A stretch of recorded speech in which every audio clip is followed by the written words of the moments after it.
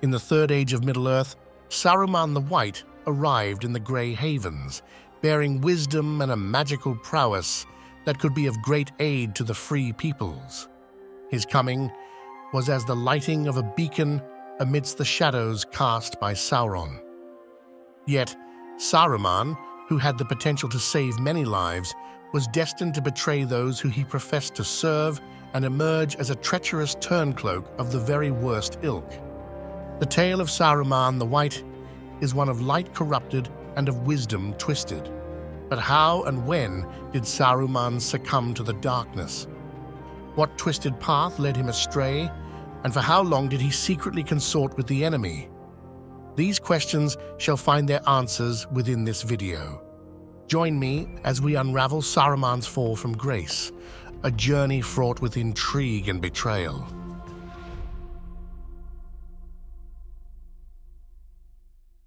First, let us return to the beginning of time itself. Saruman belonged to the first order of beings to come into existence. These spirits were known as the Ainur. After the creation of the universe, some of these Ainur descended into the world, which was called Arda.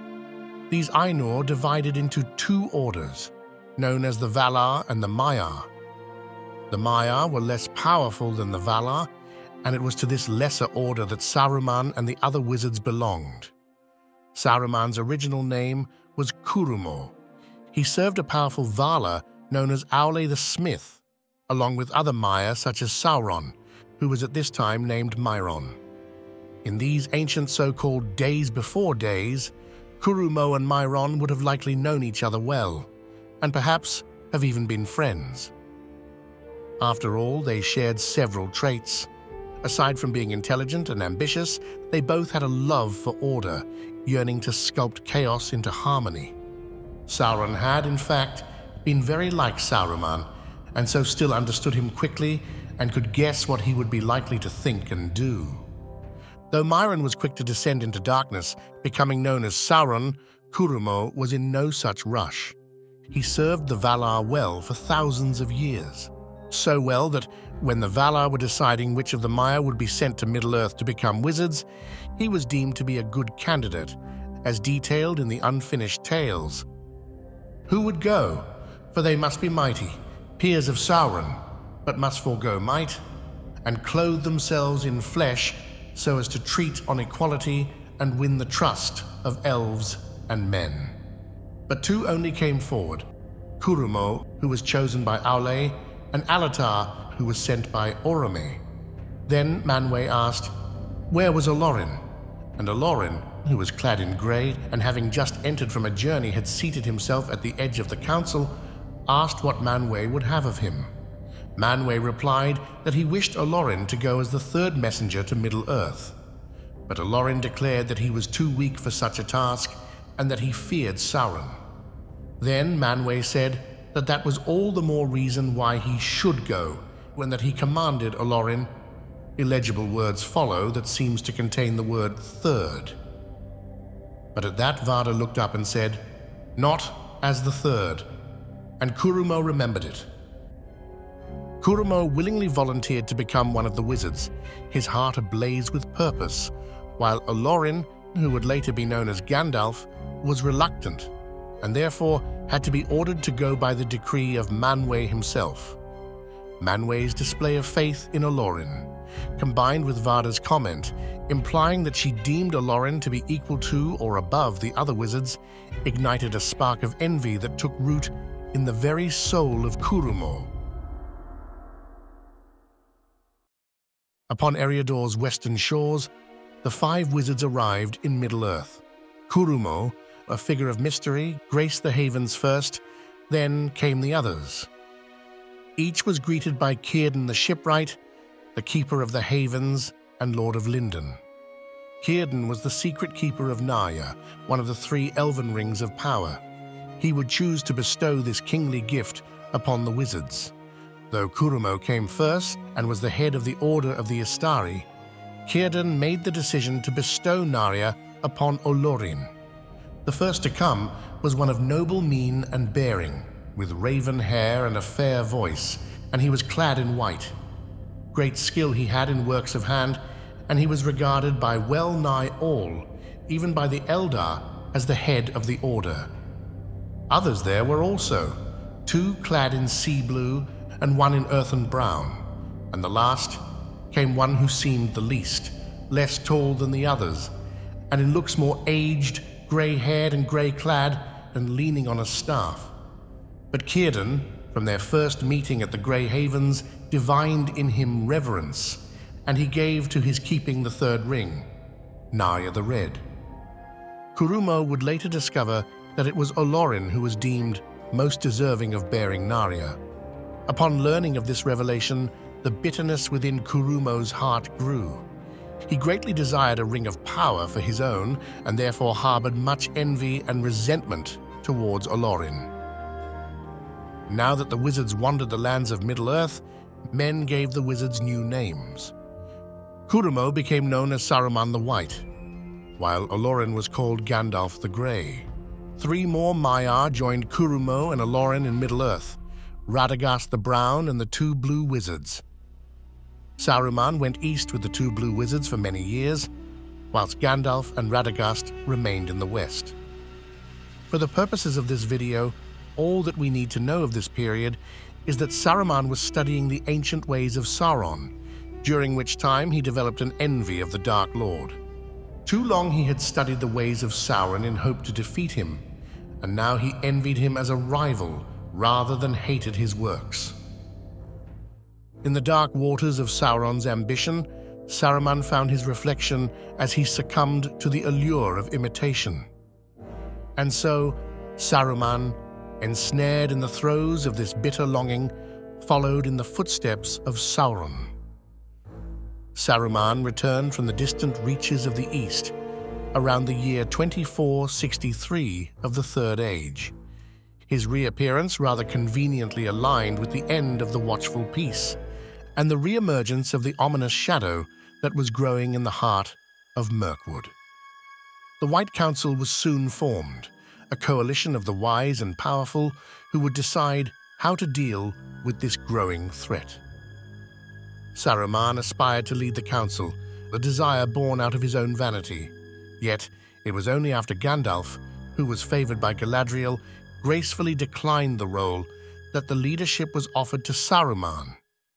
Ever most vigilant was Mithrandir, and he it was that most doubted the darkness in Mirkwood, and he went to Dol Guldur when the sorcerer fled from him, and there was a watchful peace for a long while. But at length the shadow returned, and its power increased. And in that time was first made the Council of the Wise, that is called the White Council, and therein were Elrond and Galadriel and Círdan and other lords of the Eldar, and with them were Mithrandir and Curunir. And Curunir, that was Saruman the White, was chosen to be their chief, for he had most studied the devices of Sauron of old. Galadriel indeed had wished that Mithrandir should be the head of the council, and Saruman begrudged them that, for his pride and desire of mastery was grown great, but Mithrandir refused the office, since he would have no ties and no allegiance, save to those who sent him.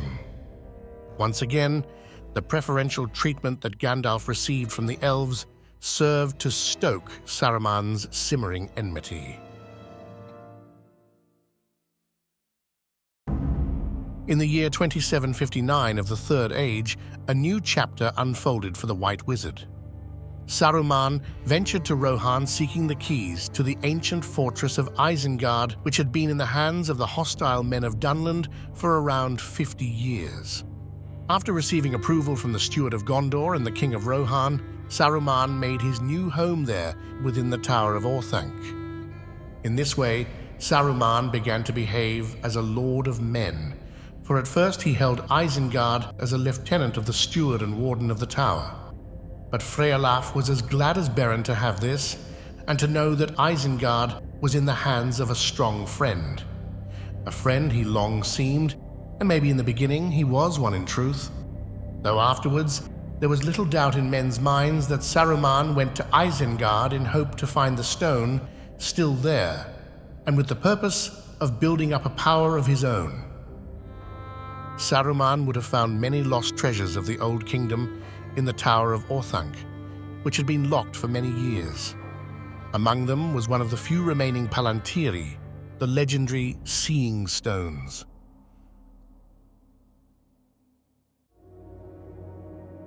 Around 90 years would pass before Gandalf ventured alone into the shadowed halls of Dol Guldur. Here, amidst the darkness, he uncovered the unmistakable essence of the Dark Lord. Just as he had feared, Sauron had returned. Gandalf relayed solemn tidings to the White Council and urged a swift attack on the fortress. Yet, Saruman's honeyed words wove a spell, swaying hearts against the call to arms. It was at this meeting that Tolkien first hints at Gandalf's suspicion of Saruman's treachery. In Unfinished Tales, Christopher Tolkien provides us with insight into Gandalf's suspicion regarding Saruman at this time. In the Tale of Years, the entry for 2851 refers to the meeting of the White Council in that year when Gandalf urged an attack on Dol Guldur, but was overruled by Saruman, and a footnote to the entry reads, "It afterwards became clear that Saruman had then begun to desire to possess the One Ring himself, and hoped that it might reveal itself seeking its master if Sauron were let be for a time." The foregoing story shows that Gandalf himself suspected Saruman of this at the time of the Council of 2851, though my father afterwards commented that it appears from Gandalf's story to the Council of Elrond of his meeting with Radagast that he did not seriously suspect Saruman of treachery or of desiring the ring for himself until he was imprisoned in Orthanc. Saruman's reluctance to assail Dol Guldur may appear to be rooted in his allegiance to Sauron, yet the truth, as revealed in the Silmarillion, unveils a deeper narrative. Thus the wise were troubled, but none as yet perceived that Saruman had turned to dark thoughts, and was already a traitor in heart, for he desired that he and no other should find the great ring, so that he might wield it himself and order all the world to his will. And he deemed that the ring, which was Sauron's, would seek for its master as he became manifest once more, but if he were driven out again, then it would lie hid. Therefore, he was willing to play with peril and let Sauron be for a time, hoping by his craft to forestall both his friends and the enemy when the ring should appear. In the depths of his heart, Saruman harbored a veiled ambition. It was not merely to succumb to the shadows of Sauron's dominance, but to orchestrate a symphony of his own design, where the power and control that he desired would finally be his. Saruman's agents had been searching fervently for the One Ring, discovering that some of the servants of Sauron had also begun scouring Anduin. Fearing the prospect of Sauron's success, in the year of 2941, the White Wizard finally yielded to desperation and consented to an attack on the Dark Lord's fortress, hoping to disrupt his ongoing search efforts.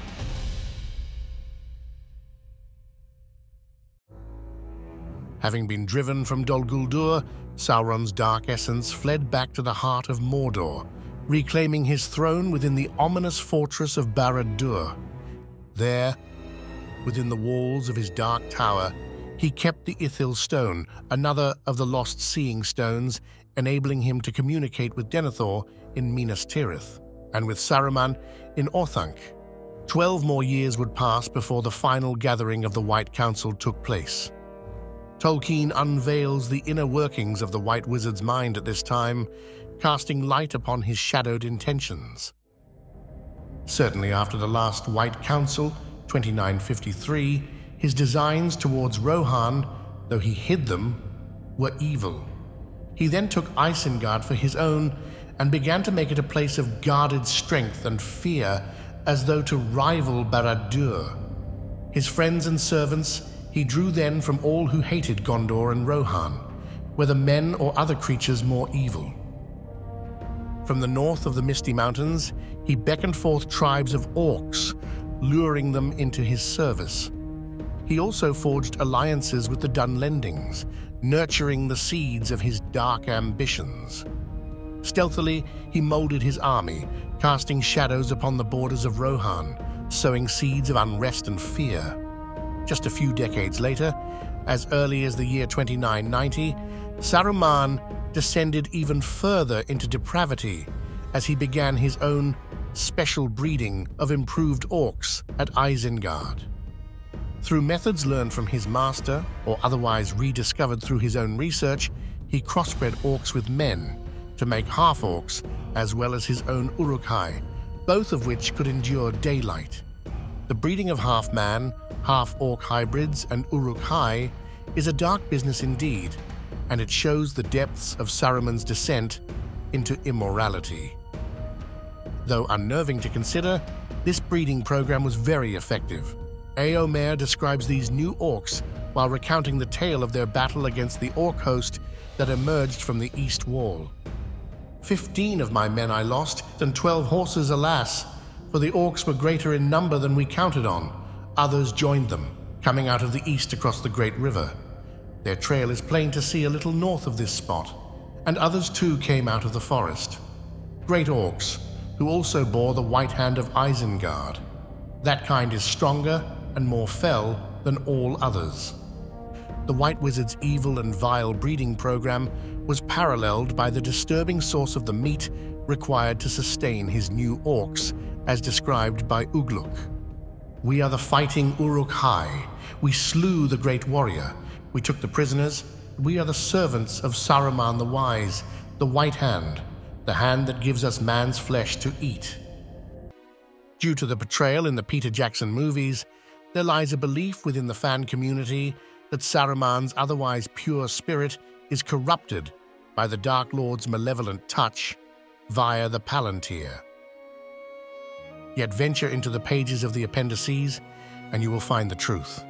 It was not until the year 3000 that Saruman dared to gaze upon the mystical Palantir of Orthanc.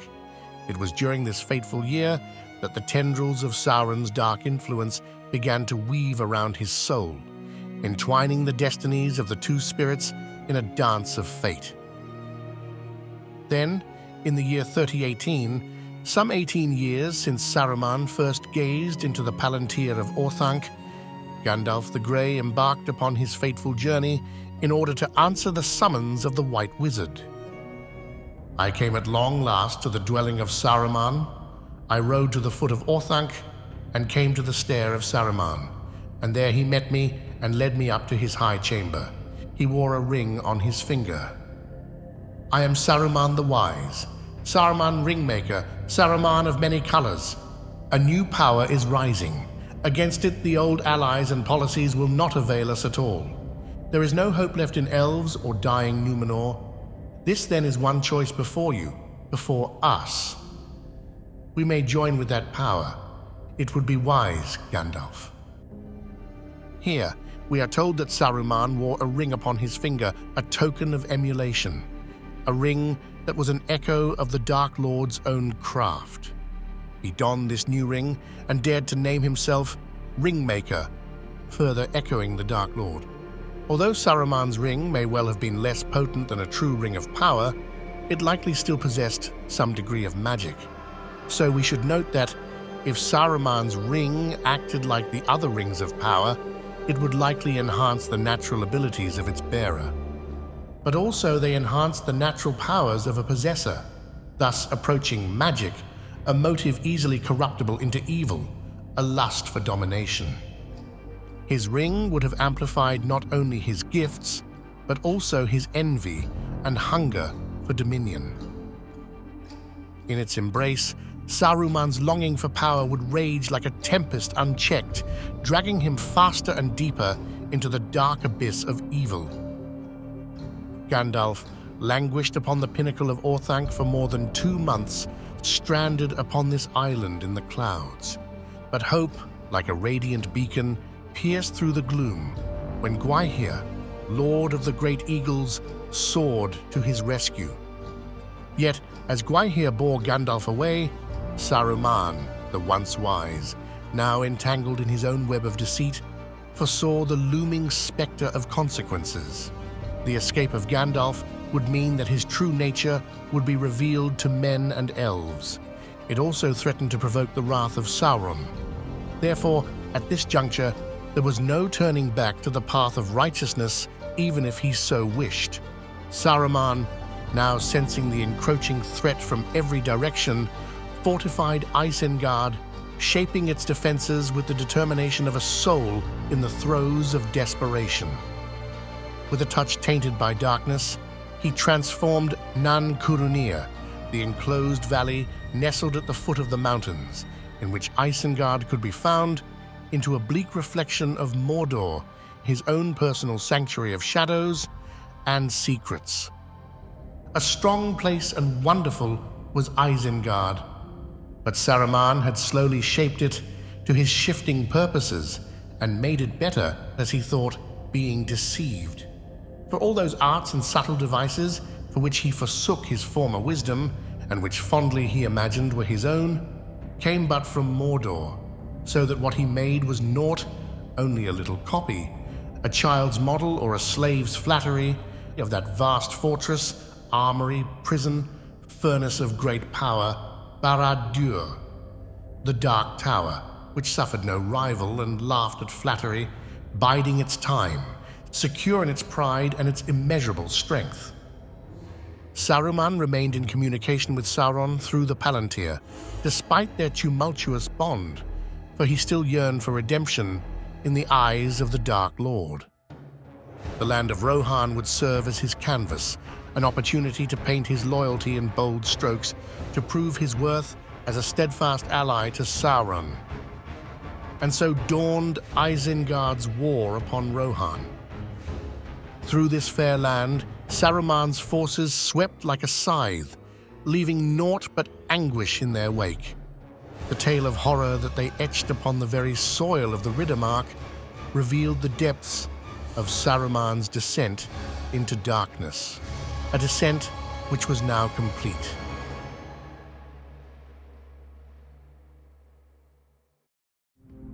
So when did the whispers of power and ambition eclipse the radiant light of wisdom and goodness within him?